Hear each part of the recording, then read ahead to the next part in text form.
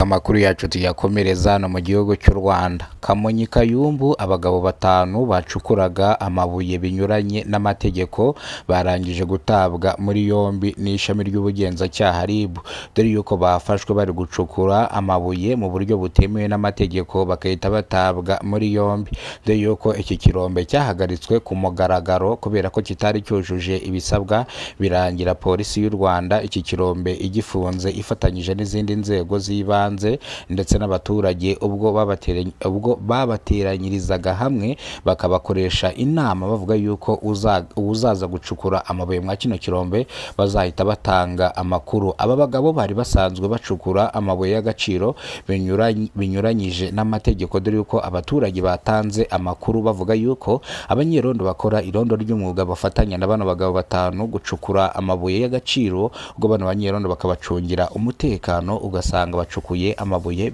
y'agaciro bitemewe n'amategeko, dore ko abaturage batangaza yuko iki kirombe kigize gupfiramo abantu 3 ndetse 2 baravunagurika. Ubwo kugeza izi saha ibi ngibi byatumye abaturage batangira amakuru ku gihe, ndetse abaturage bavuga yuko abanyerondo babifitemo akaboko kubera ko iyo bacukuye amabuye y'agaciro amafaranga barayagabana, dore ko abaturage bavuga yuko umukire witwa Kalisa uturuka mu mujyi wa Kigali ariwe uza kubagurira ano mabuye ndetse akabasigira n'amafaranga. Kandi ikindi abaturage bagaragaza yuko iyo banyoye inzoga bagasinda gutyo bacukuye amabuye y'agaciro bateza umutekano muke, kuba batawe muri yombi rero nta kibazo, ahubwo abaturage bavuze yuko babate muri yombi n'abandi bazagerageza kuza gucukura amabuye mu buryo butemewe n'amategeko nabo bazatabwe muri yombi. Abaturage bahita basaba ubugenzacyaha RIB ko n'abantu bakora irondo ry'umwuga nabo batabwa muri yombi. Gusa bano banyerondo ntago batawe muri yombi koko ntago bigize bafatirwa hano mu kirombe bacukuragamo amabuye y'agaciro mu buryo butemewe n'amategeko.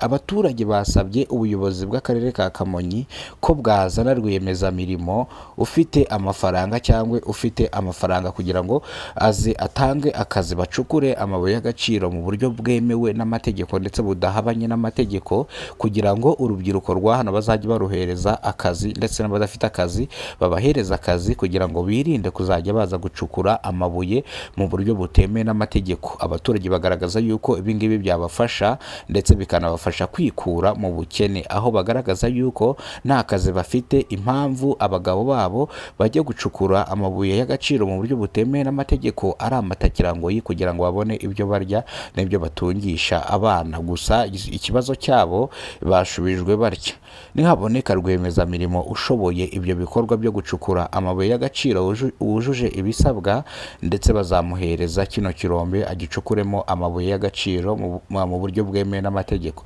Nibwo abaturage bakomeye amashyi ubuyobozi bw'akarere ka Kamonyi.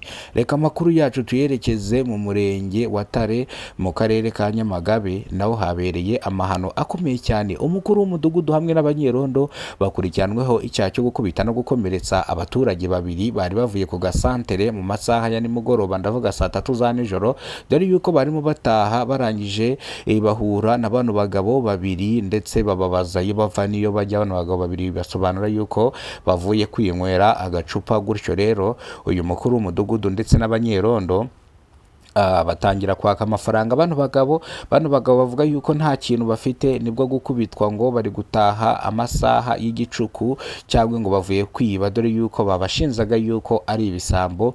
Nyuma yuko babakubise bakabambura amafaranga bari bafite ndetse bakabambura n'amatelefoni, dore ko bano bagabo bajyanye ikirego kuri RIB barega umukuru w'umudugudu ndetse n'abanyerondo ko babategereye mu nzira bakabakubita ndetse bakanabambura ibyabo. Kugeza izi saha uyu mukuru w'umudugudu n'abanyerondo bari ku bugenzacyaha RIB, ariko ntago bigize bafungwa, dore yuko bahaye konvokasiyo yo kwitaba ku bugenzacyaha RIB. Barangije baritaba basobanura uburyo ki byagenze kugeza izi saha. Aba banyerondo ndetse n'uyu mukuru w'umudugudu baraye mu maboko atarayabo. Ibi byabaye ku itariki 15 z'ukwezi kwa mbere umwaka wa 2026, bivuze ngo bagiye kwitaba ejo, baraye mu maboko atarayabo, bivuze ngo bakurikiranweho icyaha cyo gukubita no gukomeretsa gukomeretsa abagabo cyangwa abaturage babiri bitambukiraga, bivuze ngo banyuranyije n'amategeko nubwo ari abayobozi. Reka amakuru yacu tuyasubikire hano, amakuru nakagaruka ni muri bwo bwa mbere ugeze kubona umuyoboro wa Kidasamura TV Rwanda, kora subscribe ufungure inzogera kugira ngo uzajye ubasha kubona amakuru mu gihugu cy'u Rwanda yizewe. Ndabakunda cyane kandi Imana ibampere umugisha. We yakoze subscribe w'agaciro, ibyo tugezeho niwe tubikesha, aribyo twenda kugeraho niwe tubikesha. Imana ikurinde iguhereze umugisha.